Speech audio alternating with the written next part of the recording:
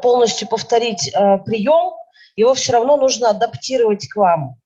Но, тем не менее, если мы будем чем-то полезны вам, то будем очень рады. У нас 2 логотипа размещены на нашем презентации, потому что мы представляем, по сути, 2 музея. 2 больших крупных музея. Один, который создан был недавно, 2 года назад, музей-заповедник Владивостокская крепость, и музей, который в прошлом году отметил свое 130-летие, это музей Арсеньева. Мы покажем, еще раз скажу, несколько наших экспозиций и выставок. Начнем мы с экспозиции, которая... Ой, что-то не работает. Вот. Может, подтормаживает. Начнем мы с основной экспозиции нашего музея, которая была создана 10 лет назад. Да, Вася? Да, она была создана, это, по сути, была первая такая реконструкционная экспозиция для музея имени Арсеньева, да. Называется она «Время людей». Она состояла из 5 частей. Это время дороги, время дома, время дела и слепое время, которое было посвящено революции. Но мы не будем показывать сейчас полностью всю экспозицию, мы разберем лишь только несколько залов и приемов. Да, значит, время людей это рассказ, это экспозиция постоянная, которая рассказывает о истории освоения территории Дальнего Приморья до гражданской войны. Значит, вот это раздел, который называется «Время дороги». Здесь есть центральный такой модуль, вот он расположен вот тут вот, видите, 3 таких части. Вот сейчас Вася расскажет, что это. Да, по сути, это такая композиционно держащая вещь. Это такая штука, люди же ехали совершенно по-разному, они добирались на телегах, по морю и так далее. И нам важно было показать этот момент качания. И если вы видите, это такая половая доска, в общем, которая так или иначе отсылает нас к палубе, к пирсу. И, собственно говоря, на ней разбросаны, собственно, предметы, которые мог брать с собой человек, когда приезжал на эту территорию. Вот. Фрагменты телеги, вот вы видите колесо, фрагменты якоря, рында. Это, по сути, здесь представлено 3 способа, которыми добирались до Приморья. То есть телегой, железной дорогой и морем. Это типологические вещи, они, как видите, представлены в открытом доступе. То есть они не мемориальные, они, естественно, имеют музейную ценность, но здесь они скорее выполняют образную такую функцию. Они представляют 3 разных способа добирания до Приморья в тот момент. И состояние человека, потому что это все-таки была суматоха. Также здесь я обращаю внимание на освещение. Нами была попытка, в общем, попытка отразить вот это вот состояние моря, да, этого ветра. И отсюда здесь вот этот голубой свет и теплый, потому что все равно они когда-то они придут домой. Да, и неизвестность такая немножко. Это экспозиция, которая называется «Время дома». Вот люди заселились, переехали, им нужно обустраивать новое пространство, это дом. И хотелось, значит, авторскому коллективу этой экспозиции избежать такого, знаете, выстраивания... Избы. Чучело избы, назовем это так. Хотелось избежать выстраивания избы. Но как бы обойтись в разговоре про тему дома без избы невозможно. Поэтому был придуман вот такой вот объем, который повторяет как бы структуру, да, такого как бы дома, да, но это не впрямую изба, это просто намек на это пространство. То есть что такое дом, да? Когда мы говорим слово «дом», мы понимаем, что это некоторое пространство, совершенно точно центрообразующее. И дом в понимании каждой семьи он всегда разный, поэтому здесь мы видим то есть мы видим фрагментарное членение этого куба, да, где мы видим частично ну, вот, бытовые предметы, которые там были, с тем, чтобы зритель мог дорисовывать воображением ну, как бы некоторый свой, да, дом, потому что это не частный случай, это дом вообще. Да, и кроме того, это немножко такая игра, потому что такие окошечки сделаны в нескольких местах, и, по сути, посетитель видит одно и то же. Просто он посмотрит под разным ракурсом, с разной высоты, и видите, что совсем маленькие, это дети маленькие могут заглядывать. А по бокам в витринах представлены просто экспонаты, которые отражают те территории, с которых приехали первые поселенцы на Дальний Восток. И обозначено через обозначение экспоната, о какой губернии идет речь. Да, и еще я подчеркну, что не случайно внутри этого объема, да, расположены предметы.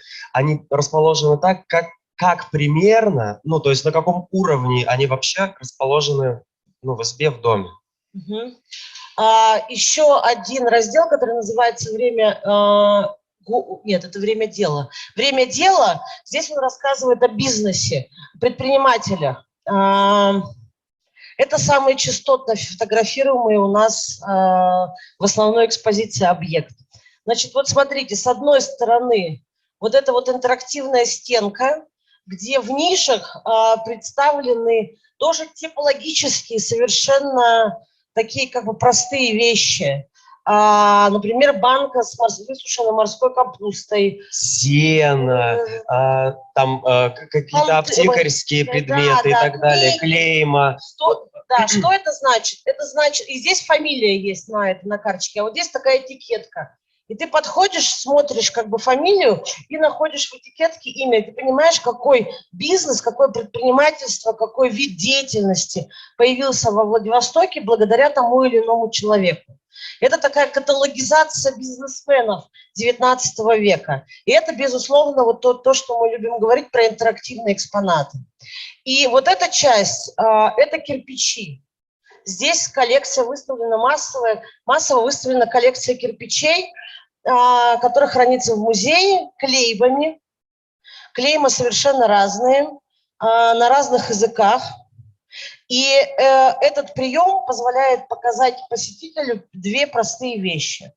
Первое, что город был интернациональный, очень много как бы представителей разных национальностей жили во Владивостоке в то время. И второе, что город настолько быстро развивался, что ему было необходимо такое количество кирпичных производств, что их было вот так. То есть там нет повторяющихся кирпичей. То есть это все массив предпринимателей, компаний, заводов, которые занимались производством кирпича. То есть это вот просто два таких хода. Да, и в центре, по сути, это такой некоторый собирательный образ бизнесмена, ну, как бы того времени, да, когда представлены, условно говоря, вещи, которые могут, которые либо пригождались в деле человека, которые могли бы быть условно за рабочим столом предпринимателя. Ну, условно, да, вот если мы говорим про то, что в экспозиции во время дела, время дома, такой центральным собирающимся, то есть у каждого этого зала есть некоторые центры, кроме, пожалуй, зала про гражданскую войну, но там, собственно говоря, про распад. Да, и мы его здесь не будем показывать, но я объясню, что там есть центр, и в центре зала про распад там условно такой зрительный зал, то есть зритель является центром в данном случае. Да, потому что и он смотрит на экран, который сломлен, разломлен в его сторону, потому что как бы гражданская война – это история про то, где когда мог пострадать каждый. Да, вернитесь, вернись. Да, и вот этот собирательный образ держит еще, здесь не очень хорошо видно на кадре, это, по сути, часто сменяющаяся проекция портретов этих людей. То есть, когда ты находишься физически рядом с этим столом, с одной стороны виды бизнеса, с другой стороны виды вот этих всевозможных там, значит, кирпичей, да, и перед тобой, по сути, тебя начинают окружать вот эти люди, которые занимались бизнесом. Да. Да. А вторая экспозиция, эта экспозиция называется «Тихоокеанское время». Она открыта у нас в музее города лет 5 или 6 назад. Она построена на устной истории. Значит, в чем была идея? Хотелось рассказать про советский Владивосток. Что такое советский Владивосток? Это город-порт.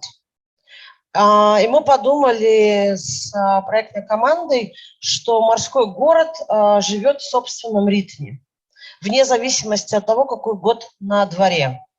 Этот ритм определяется вот этим вот особым способом проживания времени. Это расставание, ожидание, возвращение и встреча. И мы назвали это время Тихоокеанским временем.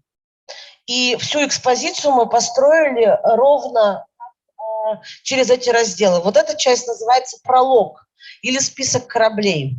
Что значит здесь вот этот зал вообще тяжело фотографировать, но здесь на стенках светодиодными, подсветкой светодиодных лент, сейчас Вася расскажет про прием этот, технически как сделан, нанесено 600 названий судов, портом приписки которых был Владивосток. Это такая городская память о море. И они как бы переливаются, они сменяются. И мы хотели создать образ, с одной стороны, азбуки Морзе, а с другой стороны, кораблей, стоящих на рейде, вот вдалеке. И солнце, когда вот вы смотрите на удаляющийся горизонт моря, это бегущие, набегающие волны, которые, собственно говоря, здесь и транслированы. Ни одно название здесь не повторяется.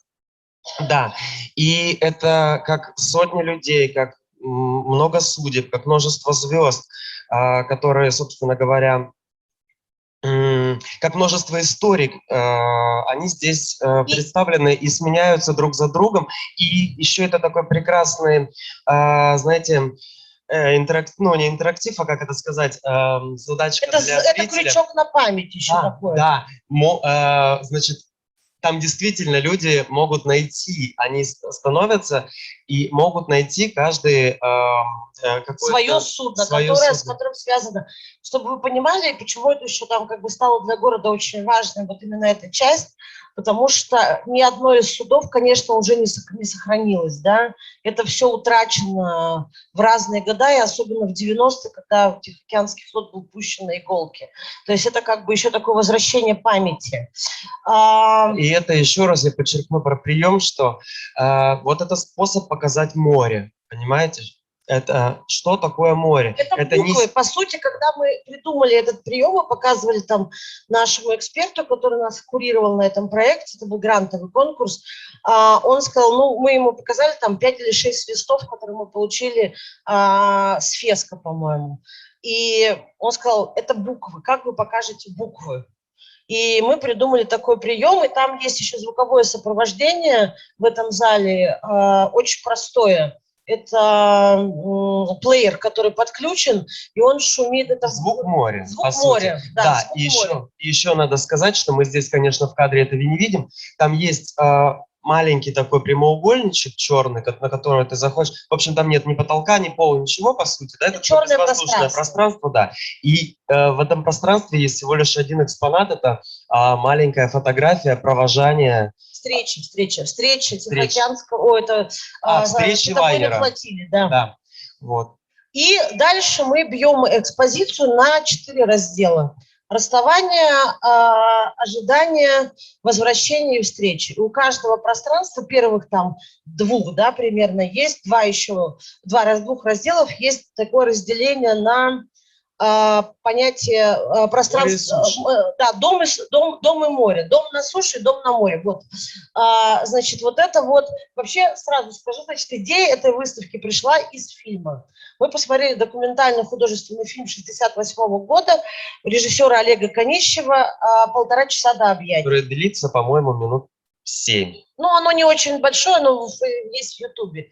И что делает Конищев? Он берет и снимает возвращение китобойной флотилии Советской России после 9-месячного плавания. Он ставит одну камеру на флагмане китобойной флотилии, а другую он ставит на морвокзале и снимает эмоции людей, которые неименуемо приближаются друг к другу после 9 месяцев разлуки. Мы посмотрели этот фильм, и оттуда мы взяли основной прием на разделение. И вот это вот пространство дома, это домашний морской музей. Это такое, ну, то, что в Владивостоке узнают моментально, потому что это, по сути, это такой, ну, склад. Вот вся эта сувенирка, все подарки, все, что везется с рейсов, складывается на такую полку. И здесь мы собрали 38 интервью, и эти интервью распределены по экспозиции в виде текста, в виде этикетки, в виде рассказа к предмету. В виде звуковой дорожки, В понимаете, интервью, которая... которое можно послушать, да. И вот здесь эти тексты расположены вот здесь вот. Их надо читать. И есть символическая часть, это вот эти вот сумки, потому что они напоминают о том, что человек, твой близкий, всегда может уйти в море. И карта, которую мы придумали после интервью с одним там, ну, мальчиком, я все время говорю, он, конечно, уже никакой не мальчик, он уже дяденька. Он вспоминал, как он, когда был маленький, отец уходил в рейс, он на карте отмечал, где он находится. Да, Папа. это с одной стороны. С другой стороны, это такое эмоциональное разрушение пространства, понимаете, что вот вроде бы это твой дом, вроде бы вот эти обои, но это, по сути, и для твоей семьи, в том числе и для тебя, это есть карта всего мира, потому что ты можешь попасть, ну, в смысле, сюда ходят куда угодно, и это такой тоже момент неизбежного твоего снова и снова ухода в море. И ожидания. И здесь вот на этой карте мы поместили на стенке фотографии семейных людей разного возраста. Там есть и 20-х, 30-х, есть и современные, и 70-х, и 80-х, где морская семья вместе. И они в рамках, собственно, в домашней, как это и есть дома обычно, да, у людей. А вот это вот называется пространство... Дом на море. Дом на море, да. И он сделан, я не знаю, там есть...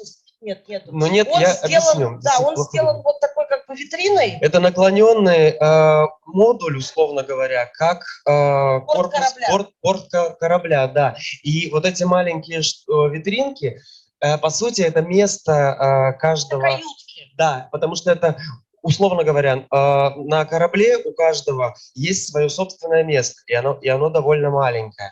И это маленькое место содержит в себе, собственно говоря, самые главные вещи, которые брал с собой человек в море. Да. И мы, поговорив с людьми, узнали, что берут с собой, и разместили в этих каютках эти предметы, сопроводив какими-то тоже фрагментами интервью. И вот здесь мы уже помещаем фотографии отдельно, да, то есть не семья целиком, а, например, жена и ребенок, или там папа, там дочь или еще что-то, да. Да, ну это понятно, любимая книжка. Вернусь на предыдущий кадр, я еще опишу. Вот, видите, вот он падает. Человек физически. На пространство дома, да, и что это все время ощущение, что... Потому что море сильнее, чем дом, по сути, ну, потому что это такая любовь вообще-то. И это то, что, ну, так или иначе давит на вот это пространство семьи, которое также никуда невозможно обрезать, да. Да, там есть всякие еще цитаты из интервью, где как бы люди с одной стороны, с другой стороны, то есть расставание будничное, но мир уже разделился на тех, кто уходит, и тех, кто остается. Значит, это, по сути, та же самая витрина, только ее с другой стороны. Да. Мы попадаем в пространство ожидания. Да. И это пространство на море, и видите, много-много-много-много фотографий. Да. Следующим кадром мы потом вернемся на ожидание на суше. Я объясню немножко вот про эту заход, да. То есть ожидание на море это такая штуковина, опять же, это все основано на интервью и на воспоминаниях людей, что все время что-то происходит. Это кажется, да, что вот, в общем, ты плывешь и бесконечность, какой-то океан. На самом деле там множество всего происходит. Здесь представлены фотографии будничные. Дальше там кто-то рисовал календарь, когда он придет домой, да, там вот есть здесь среди этого.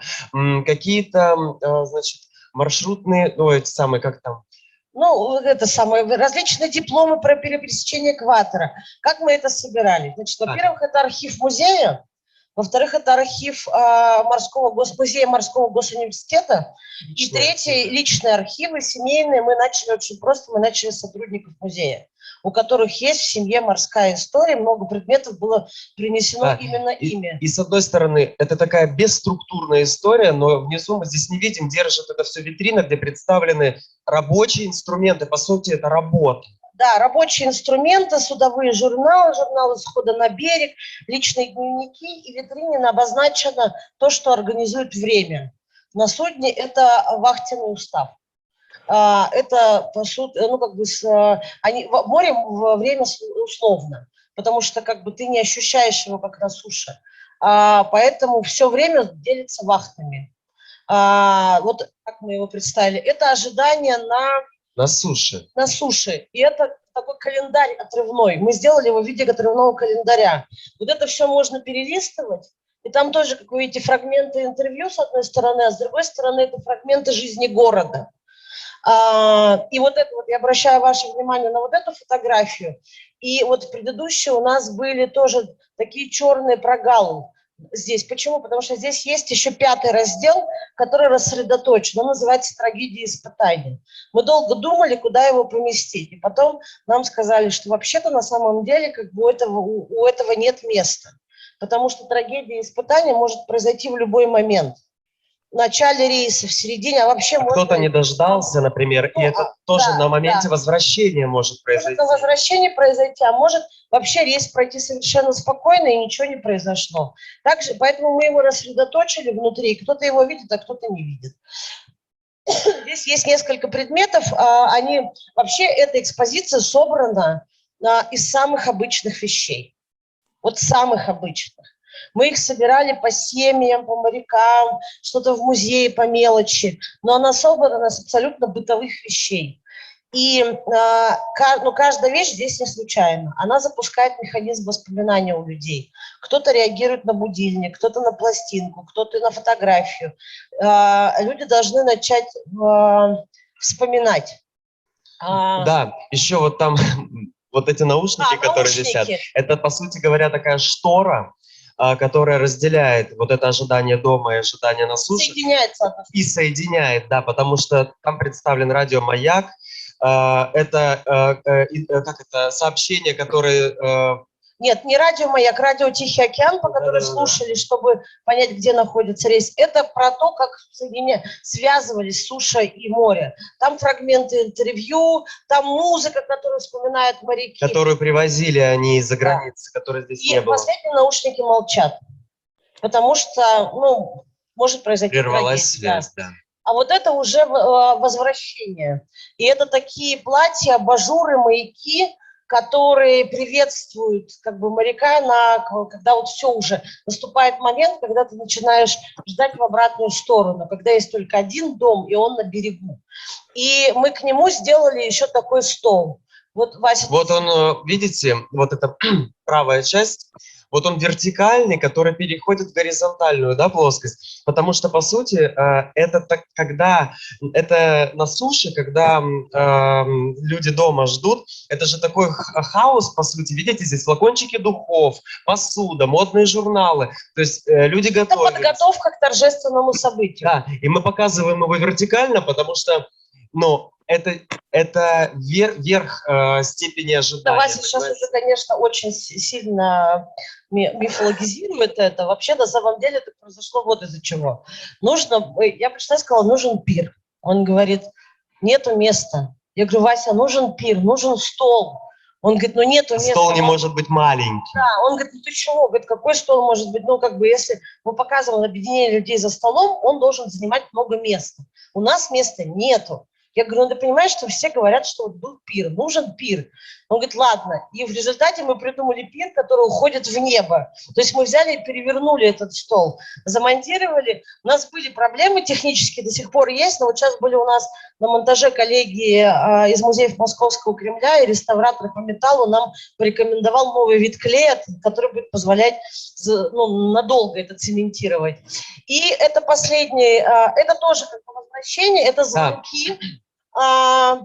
Их здесь 15 штук, и 15-й молчит. Он не работает. А здесь вы нажимаете на звонок, слышится какой-то там тип звонка дверного. Сложный, да. Да. И дальше идет кусочек интервью человека, который вспоминает, как он возвращался или как он ждал. Да, и здесь на фотографии тоже представлены, здесь видите, некоторые звонки одинаковые, но вообще-то задумкой было то, что они разные, просто они повыходили из строя немножко во время экспозиции. То есть они должны быть разные, потому что, опять же, это не Двери разные. Да, разные двери, нету частного случая. Еще они также в таком как бы созвездии чуть-чуть, потому что город у нас все-таки состоит из стопок. Это то, что ты видишь как горизонт. Когда подходим к городу, это всегда вот такая вот конфигурация. И, собственно говоря, перед этими звонками несколько витрин, в которых лежат подарки, то, что везут из рейса домой в подарок. Да, но если вы вспомните первый раздел, когда это было навалом в полке, все такое, здесь каждый представляет собой сокровище, поэтому это единичная витринка была изготовлена, в которой лежит самая простая жвачка, мохеровый шарф, джинсы, то, что везли. И вот эти вот полотна, на которых белые полотна, такие как паруса, как скатерть, на которых транслируется вот фильм «1,5 часа до объятий», который послужил для нас примером. Там есть еще один раздел, он за этой, значит, шторой.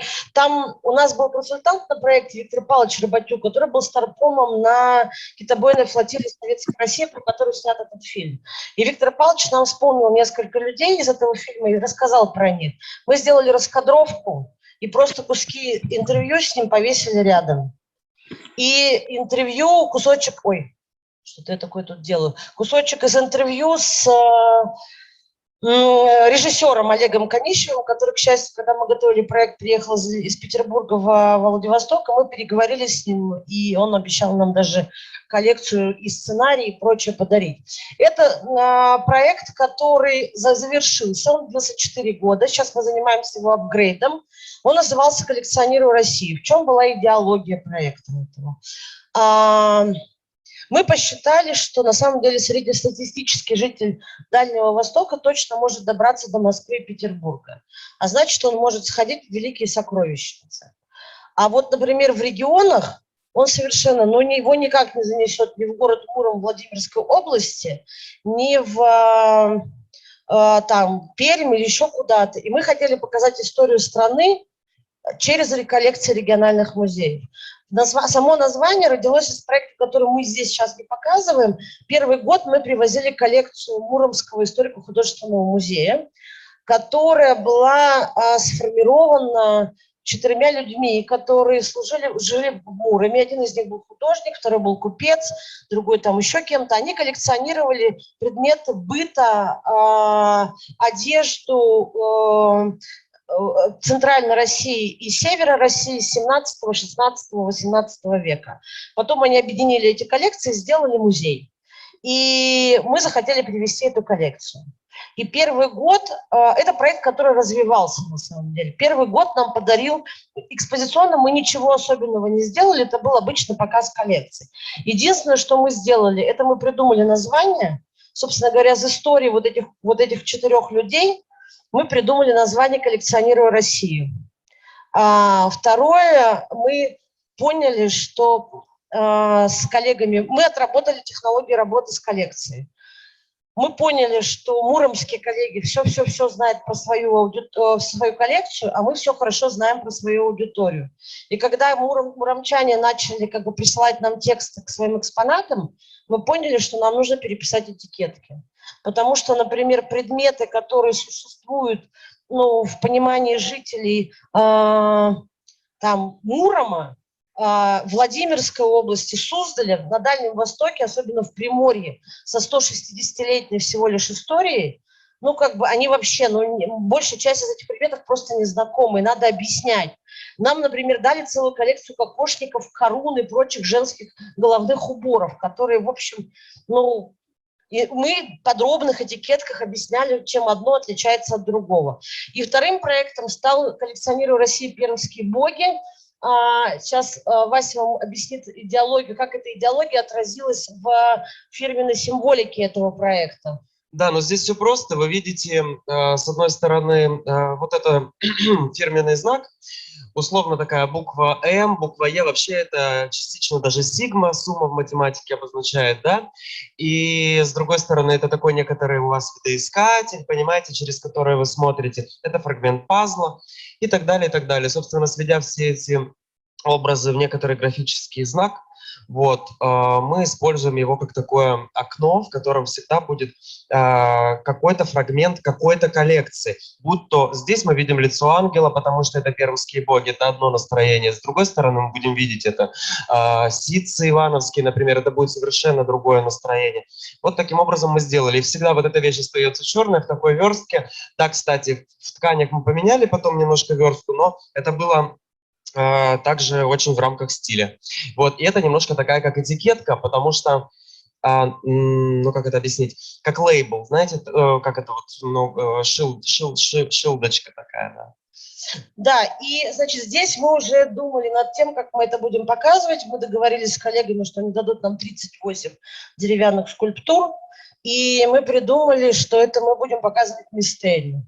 То есть, когда Пермский край входит в состав Российской империи, начинается колонизация территорий, в том числе с помощью там, религии, и как местные народы воспринимают новую христианскую религию, которую им предлагают. Они ее воспринимают, и они начинают резать богов. Их запрещали много раз, тем не менее коллекцию спасли, она довольно интересная. И мы решили, что мы будем как раз... Что-то не двигается. Мы как раз будем показывать... Ой, вот это, да. Мы будем как раз показывать как бы как некоторую мистерию. Мы разбили это на все на две части. Вот это условно называется персонажи. Вторая называется сюжет. Здесь важно, что, смотрите, цвет стен мы берем голубой, да, как небеса. И белое оборудование, которое вы специально, вот Вася спроектировал, подрядчик нам изготовил, они как облака. И этикетки располагаются, видите, где? Они очень крупно напечатаны. Человек смотрит вот так вот. Он смотрит даже вот так, ну, то есть там все, нет проблем никаким с прочтением, но вот что важно. Важно, во-первых, конфигурация этих, назовем это, выставочных модулей, да, то есть расстояние здесь такое, что вы никогда не можете докоснуться до этого рукой. Затем расположение лиц богов расположено таким образом, что вы смотрите на них чуть-чуть, не вот так, а чуть-чуть подняв глаза, понимаете? Как бы лицо в лицо, но чуть-чуть подняв глаза. И когда вы смотрите на них, вы не должны видеть никакого текста, вы не должны видеть никаких этикеток. И поэтому мы расположили тексты абсолютно внизу, все, включая вводные и любые другие расшифровывающие. Да, вообще мы считаем эту выставку нашей гордостью, особенно потому что нам кажется, что она у нас была идеальна. Вот просто идеальная по всему. Вот так вот мы делали, видите, оборудование, то, что у Васи невозможно дотронуться. Это все было в в открытом доступе, без витрин. И мы договорились, что нам, к счастью, влажность позволяла, поэтому все тексты, этикетки мы располагали вот так вот. Мы объясняли в этикетке, что это за образ. И вот это, например, Христос в темнице, который очень такой традиционный для пермской деревянной скульптуры. Мы объясняли, что это за образ, откуда он возник, очень коротким текстом. Мы над текстом работаем очень-очень подробно и долго. И это второй зал, который мы условно называли «Сюжет». И вот там вот 4 скульптуры 4 евангелистов. И мы из 4 Евангелий взяли 4 фрагмента, которые бы характеризовали путь Христа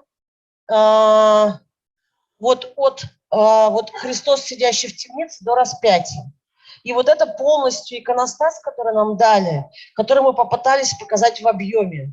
Да, мы его разложили таким образом, что, то есть, если мы возьмем следующий кадр, да?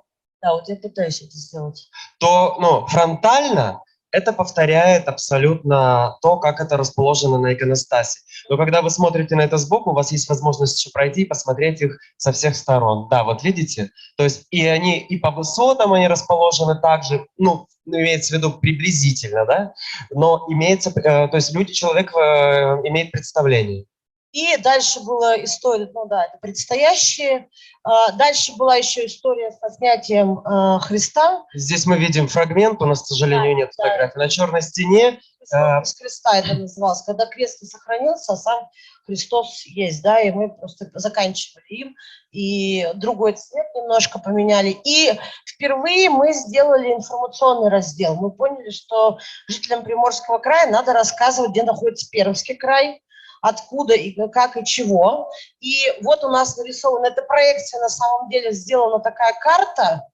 Видите, карта России вот здесь. Вот, она выполнена проекцией. Да, вот эта карта России, вот это обозначен Пермский край, это границы Пермского края. Коллеги нам дали фотографии храмов, из которых были привезены эти скульптуры. Здесь мы давали короткий текст, что такое Пермский край, и коллеги из Пермского краеведческого музея нам дали фотографии местных жителей Пермского края. То есть, условно говоря, ну, по сути, в основе образа Бога, вот этого деревянного, да, это реальный человек, и резали их с реальных людей. И в этом смысле здесь появляются вот эти самые реальные люди. Это вторая часть, третий проект в рамках этого проекта. Это мы подбирали каждый раз, коллекционируя Россию, да, и дальше вот здесь мы говорили «Пермские боги», мы говорили о феномене пермской деревянной скульптуры. Великий Новгород, вся выставка была построена про феномен Республики Новгородской. И здесь у нас была основная идея чудо научного знания. Мы показывали основное, это грамоты берестяные. И мы начинали эту выставку с того, что однажды, в самый обычный день, самая обычная женщина, которая подрабатывала на раскопках, нашла первую берестяную грамоту. И когда ученые ее расшифровали, это оказалось, перевернуло вообще наше представление о XIV веке, и что из темноты веков к нам стали проступать люди XIV века, мы знаем их имена, мы знаем их характер, и мы построили всю экспозицию, она не случайно темная, потому что мы показывали вот этот вот темный там... Движение из пустоты, понимаете, как звезды, видите, вот это вот... Здесь по свету не очень, видимо, снято. В общем, понятно, что ничего не передает. В общем, вы видите только грамоты, да, вот в этих окошках, которые подсвечены. Здесь везде, вот в этих кюветах, находятся расшифровывающие экспонаты. Археологическая коллекция. Абсолютно. И вы их не видите. То есть, когда вы заходите в пространство, вы ничего, кроме грамот, не видите. И дальше, подходя к ней, как к звезде, вы увидите подсвеченную витрину, и вам раскрывается дальше археология. И витрина, кстати говоря, тоже проектировалась как археологический раскоп, когда ты смотришь, да, туда вниз. И мы выбрали несколько персонажей, которые позволяли нам говорить, о которых ученые могут сказать хоть какие-то биографические данные, которые нам позволяли говорить о каких-либо темах или сферах жизни Великого Новгорода. Значит, у нас был мальчик Анфим, и мы раскрывали тему детства. У нас были Нешка и Нежата, и это был мир женщины и семейные отношения. У нас был мемориальный комплекс, это художник средневековый, великоновгородский Алексей Гречина, потому что была раскопана его усадьба, и мы привезли вещи его и фрагменты фресок. Нам удалось это сделать, коллеги нам дали такую возможность. И вот таким образом, то есть вот эта вот биография, Матфей, новгородский купец XIV века, вот это грамоты, как вот они здесь. То есть это таким образом выглядит этикетка, видите? Они расположены в том же масштабе, в том же этом самом конфигурации, что и в витрине, и дальше мы идем просто спокойно, дальше разговариваем про атрибуцию этих экспонатов. Но здесь же я еще хотел бы отметить прием вот этого Матфея. Мы видим расшифровку Матфей, да? Вот, мы здесь видим Анфим. Но сверху как тень падает, то есть мы брали из грамоты, как это написано в грамоте, вот Анфим, и делали это тенью. Вырезали из какого-то Ну, мужского. это толстый, там, это способ производства, в общем, не будем на нем акцентироваться, но я про прием говорю, да? Помню, как бы такой был, потому что для нас этот человек вроде бы мы его знаем, но с другой стороны мы не все знаем про него. И там в информационном зале мы сделали очень простую вещь. Мы сделали таймлайн. Там были 3 таймлайна. Внутри которой находится еще один экспонат там находился, сейчас расскажу про него. Значит, нет, 4 было. Было, значит, что происходило вообще, в принципе, на Руси в тот момент, что происходило в Новгороде, что происходило в Востоке. На Дальнем Востоке.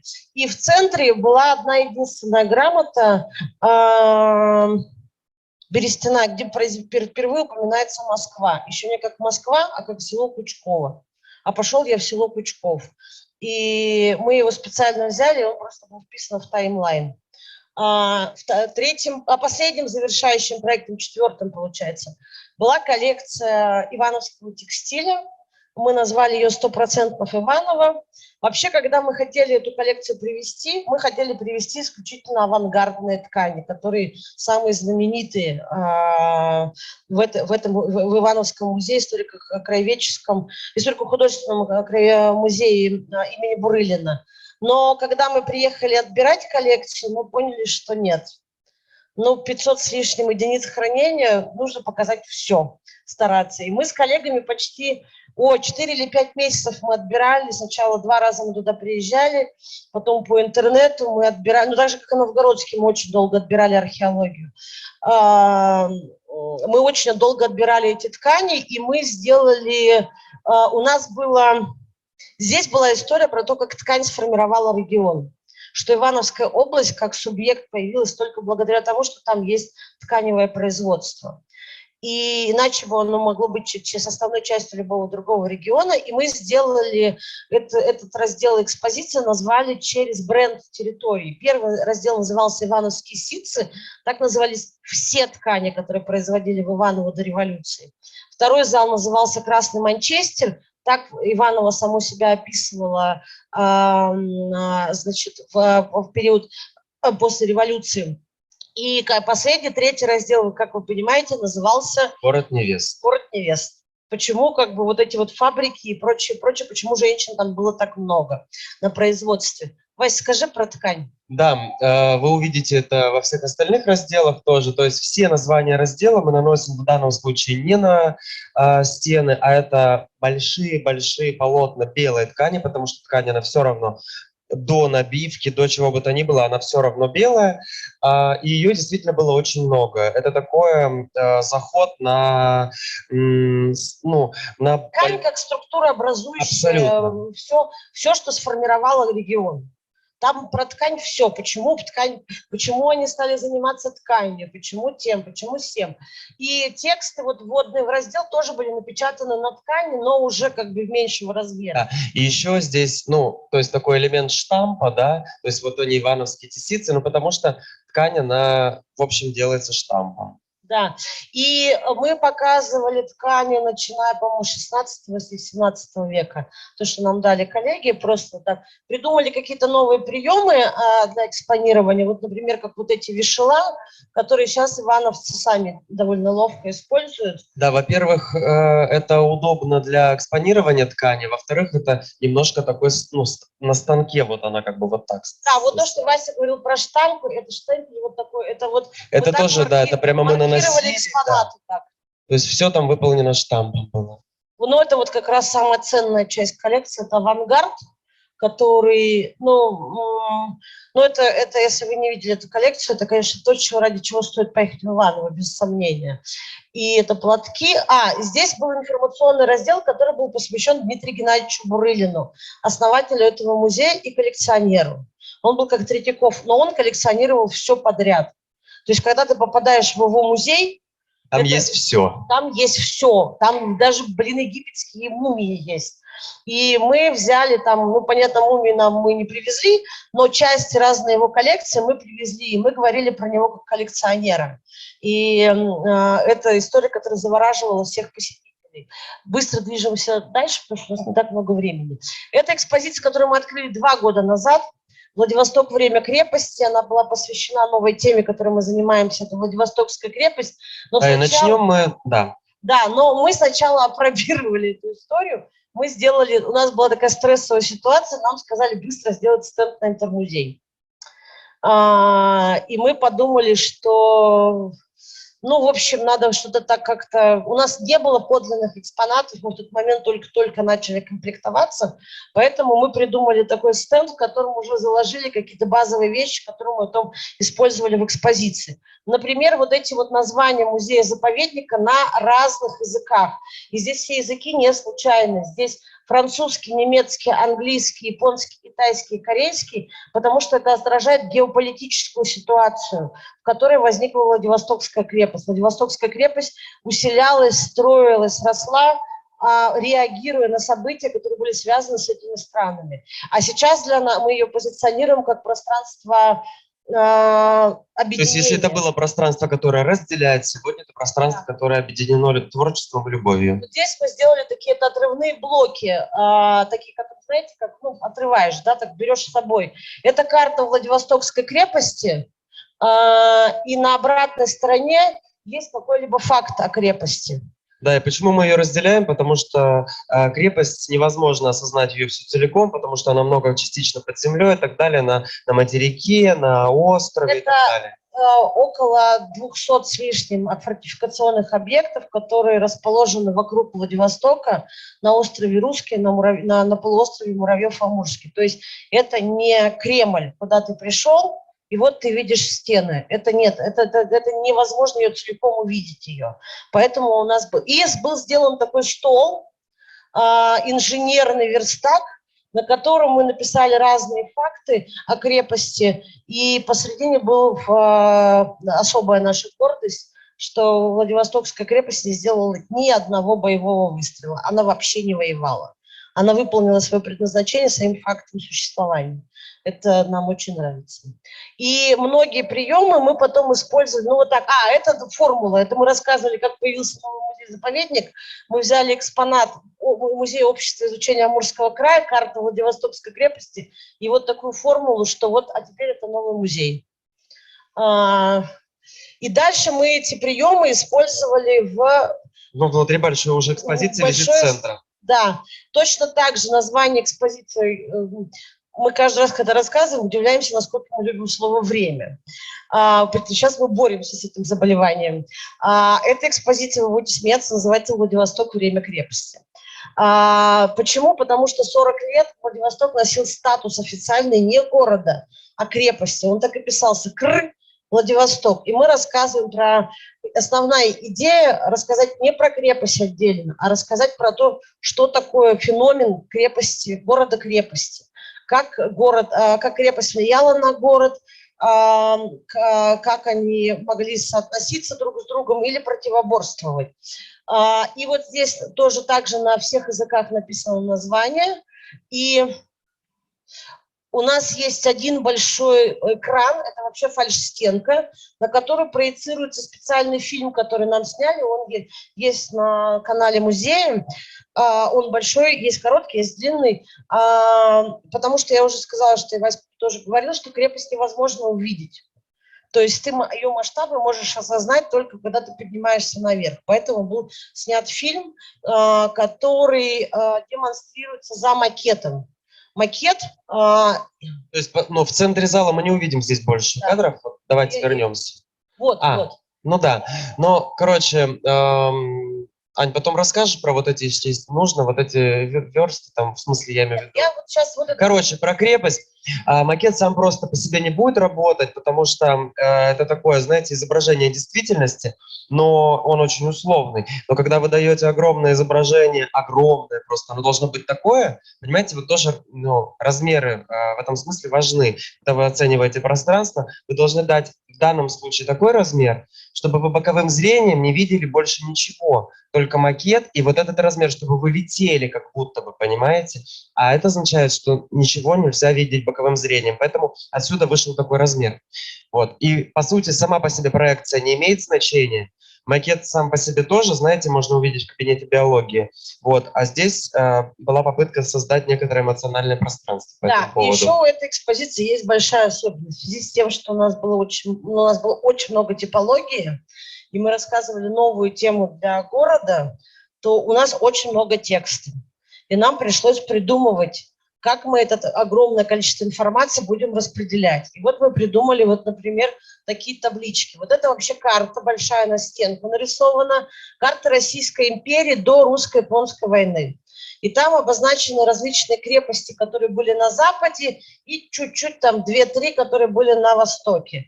И вот такими жгутами мы соединяем как бы с теми крепостями, с которыми мы связаны исторически. Например, Да, здесь... Кронштадт или там Брест-Литовск. Ну, то есть мы выбрали 4 крепости, которые для нас имеют значение там, в силу разных причин. И весь текст мы распределили, это напечатано на каком материале? Но это фанера. Это на Вот, фанере. потому что для нас важно было не использовать здесь синтетические материалы вообще в этой экспозиции, потому что все-таки крепость это бетон, дерево и песок, Земля. и земля, да. Все. И поэтому здесь мы везде делали все этикетки, все таблички, они на фанере выполнены. Как это так получилось у нас с тобой? Что такое? Раскочим. И здесь мы отбили события, которые происходили. Это называется раздел «Крепость в истории». Это события, которые происходили где-либо, которые имели отношение к крепости. И мы ставим там название Петропавла, сколько километров до Владивостока и дату. А вот здесь вот расположено на фанере такая вот такого размера поясняющая табличка, которую, кстати, да, вы также можете взять в руки. Здесь почти все можно взять в руки, потому что огромное количество текста, вы должны с этим как-то взаимодействовать. Но на самом деле, опять обратите внимание на разный уровень текста. События, они самые яркие. Вы вообще эти таблички можете в руки не брать. То есть мы не настаиваем на том, чтобы человек прямо занимался детальным изучением. Но вообще-то мы намекаем, что если вы хотите, вы можете про это узнать чего-то еще. И также каждое из этих событий представлено тем или другим предметом. Экспонатом, да. И на табличке написано 2 типа информации. Первое, что за событие историческое, а второе, как это повлияло на крепость. Второй раздел называется «Люди крепости». И здесь мы рассказываем про гарнизон крепости, про инженеров крепости, которые ее строили, и про там еще разных. Вот наш любимый раздел. Это управление крепости, это двери, как бы кабинеты 3 главных людей в управлении крепости. Военный генерал-губернатор, начальник штаба крепости и комендант крепости. И вы можете открыть их, а у нас нету, да, фотки, где мы открыли. Их вот так открываете, и внутри есть предмет, который типологически, символически, метафорически связан с персонажем, и мы внутри рассказываем про одного героя. А на двери мы размещаем, кто это такой. Мы нашли, мы бы сейчас сказали, должностные инструкции. Мы нашли как бы должностные инструкции этих людей, как бы кто такой военный генерал-губернатор, что входило, выдержки взяли, и мы списком даем всех, кто служил генерал-губернатором, комендантом крепости или начальником штаба крепости. Да, и почему и здесь вот такой ворох? И вот это, что вы говорите? Я хотел объяснить прием про ворох этих приказов, который также является приемом, как и двери, собственно говоря, потому что это бесконечная бюрократическая история. Это приказы, копии приказов, которые показывают, что такое управлять огромным механизмом, в котором там 65-75, это 1000, это только гарнизон. Это мы рассказываем про инженеров крепости. У нас нет предметов. У нас вообще из инженеров крепости только один остался во Владивостоке. Все остальные были как люди военные, отправлены совершенно в другие. Естественно, они города строят другие крепости, и поэтому у нас предметного ряда мало. Но мы набрали там чертежные инструменты, еще что-то. И мы сделали вот такие папки, в которые мы разместили тоже биографические справки. У нас везде есть биографические справки о тех людях, которых мы знаем. и шансовые инструменты. Да, еще раз Это подчеркну. инструменты, с помощью которых построена эта огромная махина под названием Владивостокская крепость. Да, и по части приема расскажу, что, в принципе, эта экспозиция сделана таким образом, что она может изменяться, может расти, и архитектура пространства выполнена так, что можно добавлять, да. можно добавлять экспонаты. Ты не это... ну ладно, все. Ну, в общем, если вы будете в Владивостоке, музей города Петра Великого 6, эта экспозиция работает там. Мы хотели быстро показать, и у нас еще немножко есть времени, 2 последних проекта. Значит, «Память о войне. Предметный разговор». Сами знаете, выставки к датам, да? Это выставка с прошлого года, и куратор этой выставки Вера Вячеславовна Ковецкая, она предложила нам такой разворот, что как бы говорить о том, как сохраняется форма памяти о войне. И у нее есть опубликована статья на сайте нашего музея с подробной концепцией, если вам интересно. То есть мы говорим про то, как через предметы, через письма сохраняется, продолжает жить память о военных событиях. И Вася сейчас вам расскажет про некоторые приемы этой выставки. Да, но здесь на самом деле их не так много. Здесь мы показываем, то есть в коллекции музея очень много плакатов, которые связаны с этой темой. Нет смысла показывать их все, и плакат — это вообще такая агитационная же штука, поэтому вот здесь они выполнены, то есть здесь представлены 3 условно главных, да, и стена забомблена, как это делается, как это положено делаться плакатом. Да, ну вот. То есть плакат — это же массовое производство, не штучное. Да, здесь мы видим, вот там вдалеке следом будет, это, собственно говоря, письма. Это копии, естественно, подлинники не так не видим. Мы вообще с бумагу стараемся как бы выставлять в копии. Потому что, по сути, если это не чей-то автограф там или что-то такое, вот именно, то есть ее можно выставлять по-разному. Можно еще развернуться, я просто подчеркну, что это выполнено, знаете, как фартук на кухне, вот когда делают, или когда газетами заклеивают, значит, стены перед тем, как клеить обои. И здесь в этом смысле это как фундамент, ну, то, на чем дальше можно было что-то выстраивать, это письма, как фундамент той памяти, которую девочка... Да, там письма девочки, которая из Владивостока, Рая, которая писала... Каравайка. Да, которая писала письма различным бойцам на фронт. Это ее архив представлен. Да, вот еще очень важная штуковина такая. Мы ее не видим там в пространстве, потому что у нас, к сожалению, не оказалось фотографии, как это обычно бывает. Вот. И, короче говоря, это таблица сводная заводов и предприятий, которые переквалифицировались на производство орудий и обеспечение фронта. Да. И здесь, как в тире, знаете, вот эти призраки, там посудки, там деревянная игрушка будет, какие-то такие предметы детства. То есть то, что было уже забыто, потому что нужно было работать для фронта. И это такая большая сводная таблица, которую долго не понимали. То есть, когда как ее вообще показывать? Да, когда ее куратор сделала, то есть как бы было понятно, что, ну, во-первых, это большой труд. Во-вторых, как бы нам самим было интересно придумать, ну, как бы, что сама эта таблица была интересна. И вот тогда ребята придумали такой ход. И это один из разделов, который говорит как раз о формах памяти через памятник. Это здесь фотографии памятников. Еще на этой теме, которые существуют в городе Владивостоке. И в Приморском крае. Да, и не каждый, проходя мимо этого памятника, вообще понимает, что это такое. И здесь мы, видите, это как бы как семейный альбом, потому что все, что связано с памятью, понимаете, да, там много людей или что-то такое, но фактически они так же дороги нам, как кто-то из нашей семьи, потому что это память. И последний проект, который закрылся у нас недавно, назывался он «Осип Мандельштам. Мальчишка океан. Выставка о поэтическом слове». Мы к этому выставочному проекту шли долго, почти 2 года. И он для нас был экспериментом чистой воды, потому что мы с литературной темой не работали никогда. Так случилось, что Мандельштам умер во Владивостоке. Во Владивостокской пересылке. Его пребывание во Владивостоке было очень коротким, всего 1,5 месяца. он должен был попасть в Колымский лагерь, как осужденный по 58 статье, но он заболел по дороге, и его оставили во Владивостоке в пересылке, и он умер.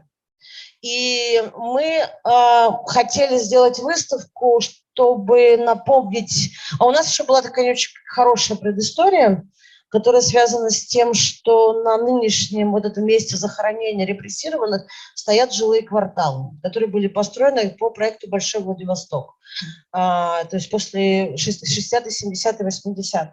И людям эта память не нужна, как вы понимаете. И мы их тоже осуждать не можем за то, что им эта память не нужна. Они не выбирали место жизни, ну, как бы, что они там будут жить в этих квартирах. Но когда во Владивостоке был поставлен один из самых первых памятников Мандельштаму, скульптора Нина Живина, было несколько актов вандализма в отношении к этому памятнику до такой степени, что университет ВГС был вынужден его забрать с места захоронения и перевести на свою территорию. И мы хотели, как раз говоря о Мандельштаме, поговорить про эту непростую память. Проблема заключается в том, что, как вы понимаете, в нашей коллекции нет ни одного предмета. Но проблема заключается еще и в том, что в коллекции ни одного другого музея нет этих тоже предметов. От Мандельштама не осталось ни одного предмета. Только рукописи, только книжки, только стихи. Поэтому мы обратились, у нас у этого проекта было 3 главных партнера. Мы им вообще бесконечно благодарны за то, что они с нами включились в эту авантюру. Почему я так долго про это говорю? Вы знаете, что карантин внес свои коррективы. И по идее мы эту выставку должны были делать чуть больше, чем в результате получилось. И когда уже нам сказали, все, карантин закончился, открывайтесь, то мы буквально за 3 месяца смогли с коллегами договориться и привезти предметы. У нас был партнер Третьяковская галерея, музей Анны Ахматовой в Фонтанном доме и Государственный литературный музей имени Дали, московский. И у нас куратор этой выставки, он филолог по образованию, наш сотрудник Саша Бондарев. Он придумал вот такую выставку про поэтическое слово, где есть 4 раздела. И два структурных элемента. Вот эта часть – это биография, это биографический контекст, а вот это все поэтическое. Мы взяли 3 сборника, которые Мандельштам успел при своей жизни опубликовать. И все, что касается биографии, идет сквозняком просто на все залы. Это абсолютно одна и та же верстка. Вот. А все, что касается поэтики, оно находится то есть это сцена. И, в принципе, у вас есть выбор. Можете идти по биографии, можете идти по сценам, можете идти по тому и другому, выбирать и прочитывать, как вы считаете нужным. Да, и на этой выставке, так как это анфилада, 4 зала, мы впервые попробовали сделать таким образом, что выставку можно читать с любого... Ну, то есть там нет начала и конца. Вы можете начать так, вы можете начать так. Это у нас, условно говоря, между собой называлось от жизни или через жизнь или через смерть. Вот. И было выбрано из этих 3 сборников «Камень, Тристия» и «Воронежские тетради», которые в подлинниках представлены вот здесь. Это вот как раз то, что нам давали подлинно наши партнеры. Третьяковская галерея нам дала отличную графику. И единственный портрет, который прижизненный, который у нас висел, он тоже был из коллекции Третьяковской галереи. И в каждом сборнике было выделено одно стихотворение, ключевое, которое вот такой сценой, художественным таким образом расшифровывалось и объясняло посетителю, как работает сложное, непростое поэтическое слово Мандельштама. И вот это у нас «Кит», стихотворение «Нотр-Дам», в котором описывается, где поэт говорит о природном соединении... Противопоставлении человека и природы. И у него есть такая метафора внутри про своды собора Нотр-Дама и как скелет кита, вот эти вот ребра кита, да, и мы сделали вот такого вот кита, а можно перелистнуть там?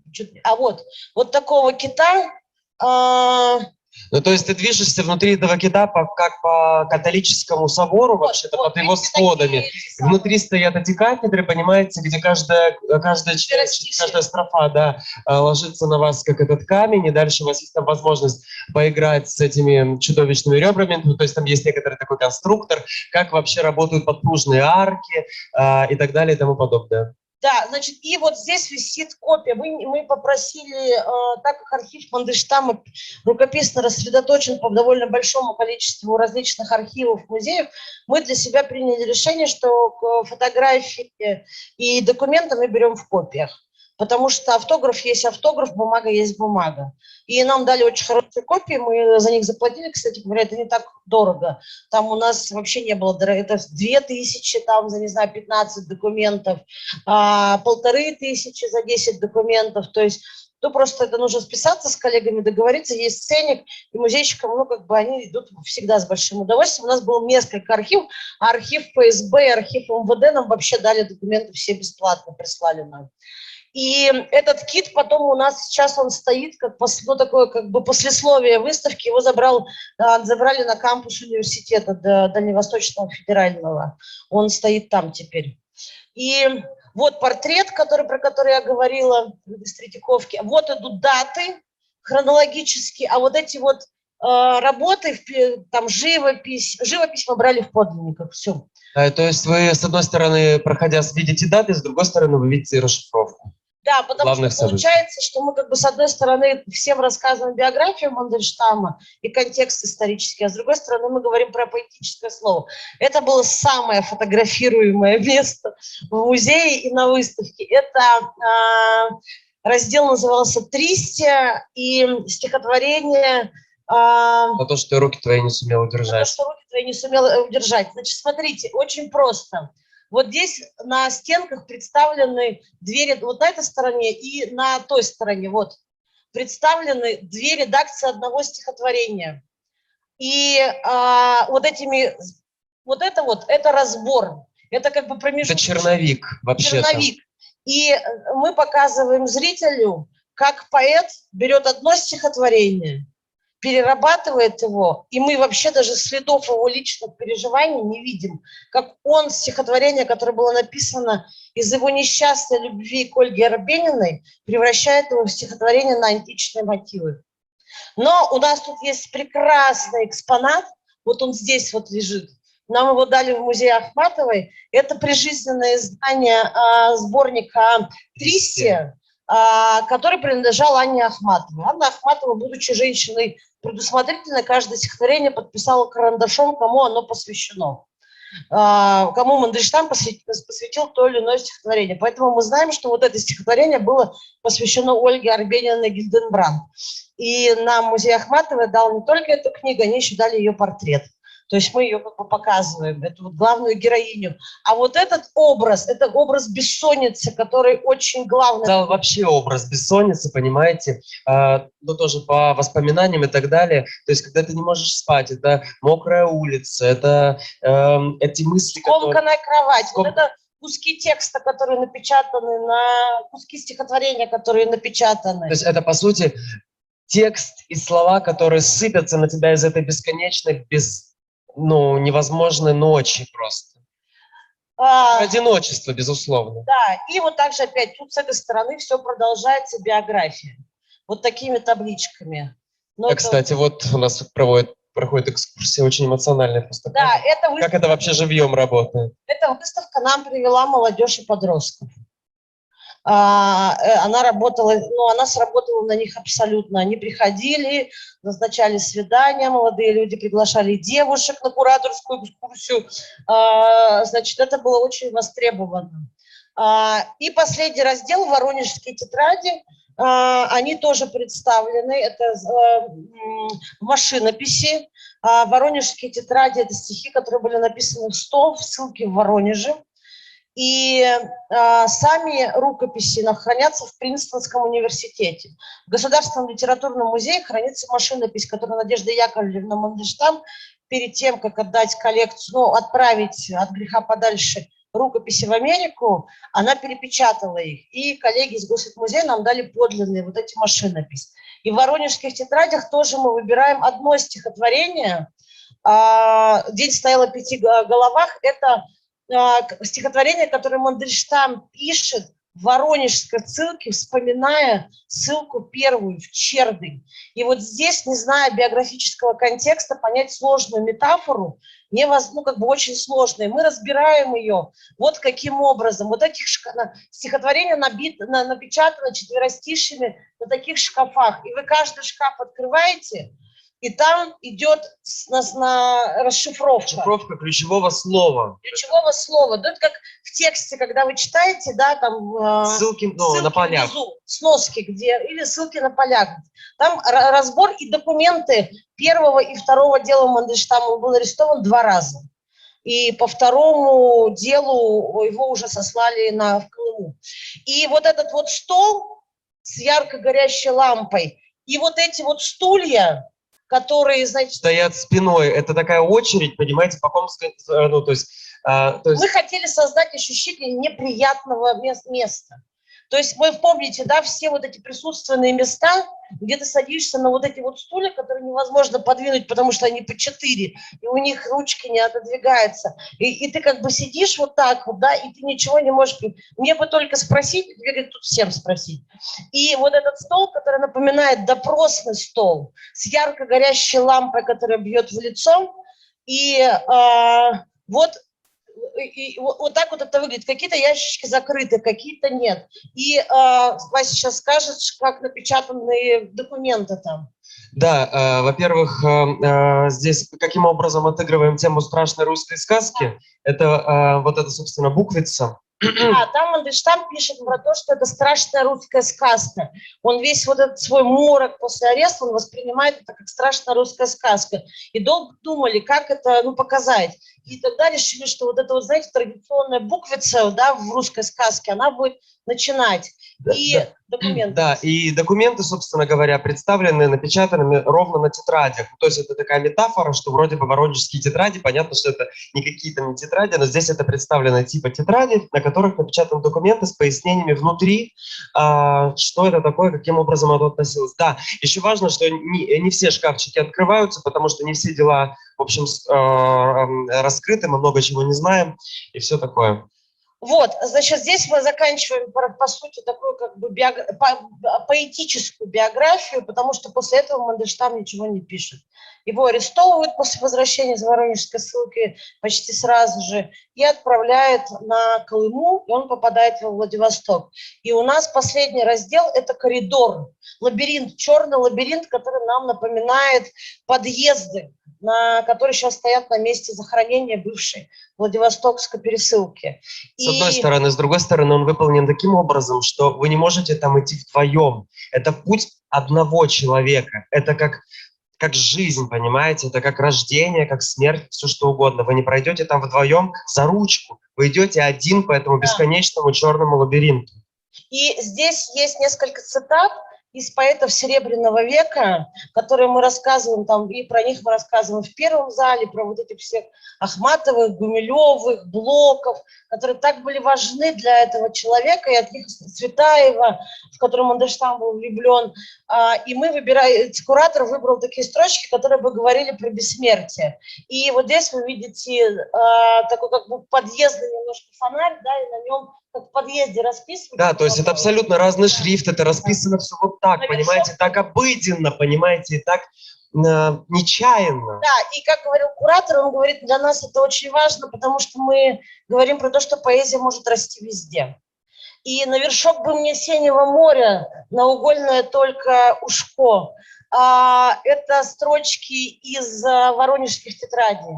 И только здесь, вот мы не видим просто, вот только здесь мы видим фотографию маленького Мандельштама за еще одним поворотом лабиринта, а напротив нее можно следующий кадр.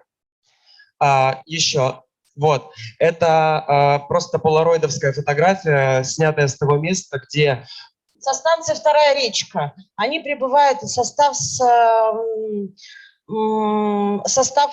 осужденными прибывал на Вторую речку, дальше их пешком вели. И ребята съездили на виадук Второй речки, сфотографировали ровно с этого места. Почему? Потому что ну, есть куча воспоминаний, верить им нельзя, говорят, что можно верить только 2 воспоминаниям, что Мандельштам приезжает в Владивосток уже психически очень больным человеком, был доходяга, и что когда их привозят на вторую речку, а там видно море, он встает на носочки вот в этом ряду и пытается увидеть море, и когда мы приехали с Олегом Икмадовым, таким самым известным исследователем Мандельштама, мы его приглашали с лекции, он очень хотел туда поехать, и мы когда туда приехали на вторую речку, он поднялся на виадук и так сказал: Господи, все-таки он увидел море. И это было как бы такое, ну вот, и сейчас, Вася, хочешь сказать, что мы... Да, это очень важно, что весь текст, который мы располагали в этом разделе, он так некомпозиционно был заверстан вверх, что вам нужно было бы поднимать подбородок, если вы помните, все время Мандельштам Он все время изображен вот с так. вздернутым Да. подбородком. Это его была такая, он был маленького роста, и он всегда поднимал голову. Ты, как писала про него Цветаева, ты запрокидываешь голову за тем, что ты гордец и февраль. И, собственно говоря, а ты не последний текст не разместил, да? Там последний текст, последняя табличка биографическая. Да, да, там последняя биографическая табличка на выходе, где сообщается, что Осип Емельевич Мандельштам, великий русский поэт, умер во Владивостоке такого-то числа. Почему, как бы, кстати, по дате рождения, по дате смерти там до сих пор не могут договориться. Такого-то числа, 1938 года. Он был арестован 2 раза. По первому делу он был реабилитирован в 1953 году, по второму делу только в 1987. И все, и на этом мы заканчиваем выставку. Да, вот сейчас еще быстро, просто коротко. Это, собственно говоря, была... Можно следующий кадр? Еще, да, вот, собственно говоря, это наши плакаты, ну, как это сказать, реклама выставки чуть-чуть, и такое для промоушена мы использовали, собственно, на этом виадуке, то есть такая немножко жизнь Мандельштама номер 2. И когда закончилась выставка уже, мы ее разбирали. Последние 4 дня мы пригласили всех желающих расписать лабиринт своими любимыми стихами Мандельштама. И не только писали люди свои стихотворения. Поэтов Серебряного века. И часть, ну, вот эти вот блоки, на которых, когда поэтом, это на стеклянной тверди. Это обманка такая. Да, это такая обманка. Вот эти блоки мы их разобрали. Часть из них уходит в архив фонд музея Анны Ахматовой, часть в Государственный литературный музей, часть остается у нас. Если кому интересно, у нас есть экскурсия по этой выставке. На YouTube ее можно посмотреть, и вы увидите саму выставку. Ну и последняя фотография, это просто... Это часть нашего коллектива, да. Мы любим фотографироваться в конце, когда выставка открывается, часть команды фотографируется, ну, на память. Это последний наш выставочный проект, который мы открыли недавно, 18 мая. Выставка Романова «От царя до императора» с музеем Московского Кремля. И мы тут команда проекта, разные сотрудники наши и коллеги из музеев Московского Кремля. Мы просто такая традиция у нас. Все. Следующий кадр. Что мы задержались. Да, спасибо. Если у вас есть какие-то вопросы, мы, кстати, уже все задержали, все, что можно было. Так что вот. Да, кстати, вот нам разрешают ответить вам на ваши какие-то вопросы. Ну, у нас еще завтра будет время, поэтому можно будет завтра нам как раз начать с того, что какие у вас вопросы. Да. Какое? Арбенина, я его наизусть не помню. Ну, за то, что я не сумел удержать, за то, что я... Ну, вот я не помню наизусть, к сожалению.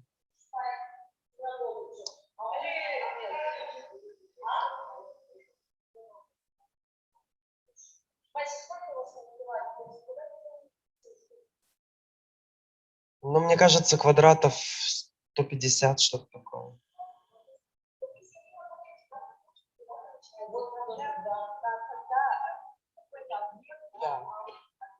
Да. Да. Нет, но с китом это была история, которая была совместна. Ну, то есть его настолько было жалко разбирать и выбрасывать, понимаете? Это был первый наш эксперимент, мы до этого так не делали. Нет, у него есть контекст. Когда его забирали в университет, его забрала гуманитарную школу университета, ректор, ну, как руководитель гуманитарной школы хотел забрать,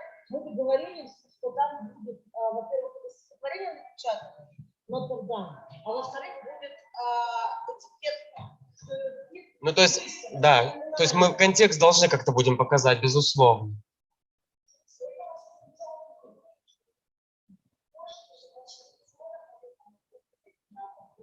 Мы, к сожалению, вступим в конкурентную с своей городе. Именно, именно. Нам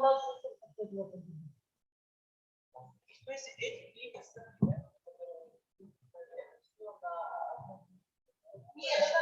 Нет, это разные площади. Вот на Петра Великого у нас две экспозиции крепости, и в то время в главном корпусе у нас есть выставочный зал на третьем этаже. Если ты загнул, мне кажется, не успел писать. Ну, прямо я загнул, нет? Вот там у нас До 150, я так скажу. у нас 4 зала, 8 залов. Мы 4 их разделяем. У нас есть так называемые мраморные залы, по традиции так называются, и анфилады. 4 зала там, 4 зала там. Мы их используем под временные выставки. Да. Вы знаете, ну это, ну я говорю, там не такие, 100 там с лишним. Если вам нужно, я могу вам попозже, просто никто не помнит этих цифр на память, понимаете, даже я. Ой. Это всегда по-разному, но бюджет всегда на продакшн минимальный, я вам точно говорю. Оборудование, которое мы изготавливаем, мы его потом используем на кучу других выставок. Вот то, что мы сделали для, например, богов, вот эти вот... Но они до сих пор используются.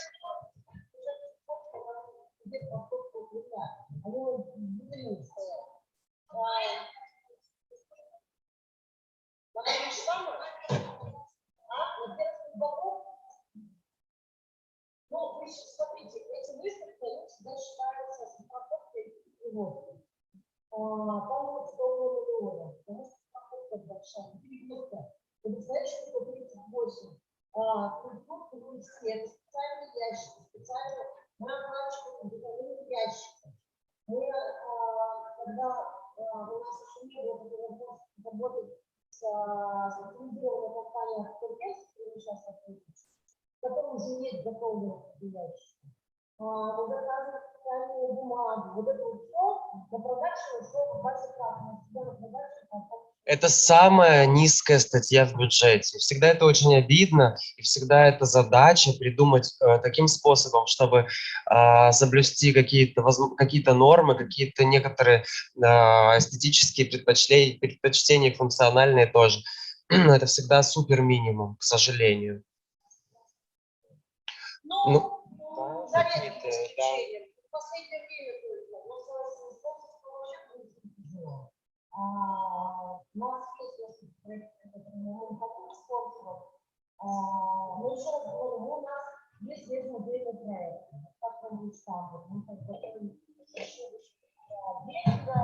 Дальше там она тоже будет многосоставная, будет музей, мы ищем актер, потому что это бюджета уходит на проект.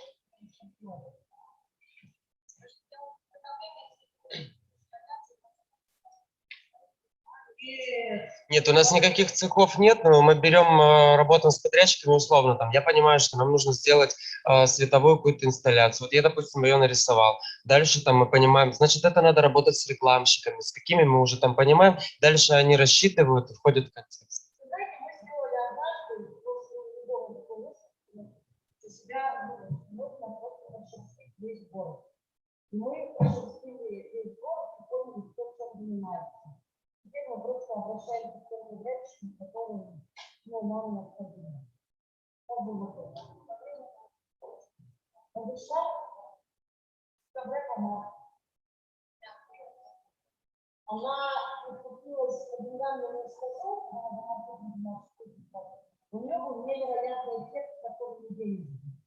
Во-первых, у нас, я еще говорю, что там пошла молодежь в большом количестве. Последний курс, который вводил куратор, вводил по 3-4 день. Это была предварительная запись. Это было группа по 20, 30, 40 человек. Значит, пропал весь Мандельштам во всех магазинах, возможно. Молодой человек, 16 лет, пришел домой, написал письмо, конечно, по поднимите,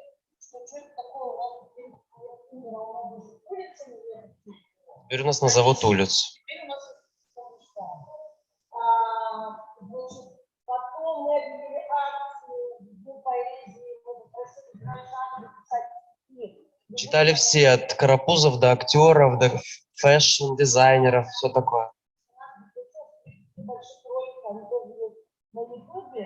Потом мы сейчас идем переговоры, я надеюсь, это получится. Вот там есть небольшая такая синенькая аллейка на месте захоронения, да, между домами. Мы сейчас договариваемся с администрацией города, чтобы нам дали эту аллею, как бы, чтобы мы дали администрация, где он охватывает, что они готовы первыми привести это дерево, и через каждый дома мы хотим посадить там аллею, на следующий год мы это планируем. И дальше мы для себя, что каждый год мы будем побеждать выставки про литературные темы. Потому что у нас есть методы исполнительного языка, мы жанр. Нам все это входит. У нас в планах, по крайней мере, создание двух музеев. Один из них литературный, мы будем брать. Первый был шаг к этому мечтам.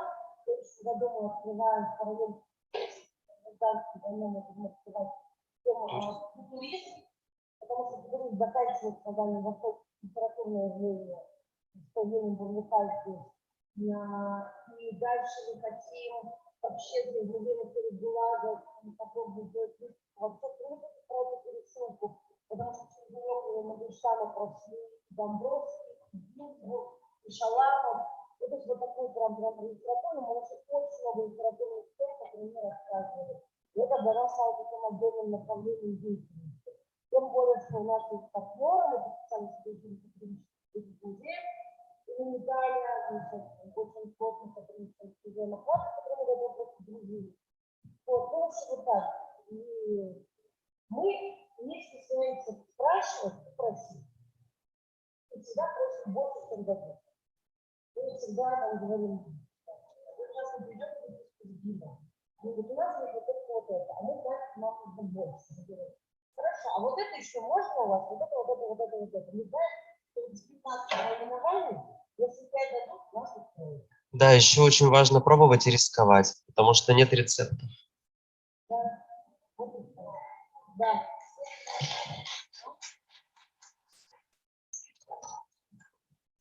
Спасибо большое Анне и Василию.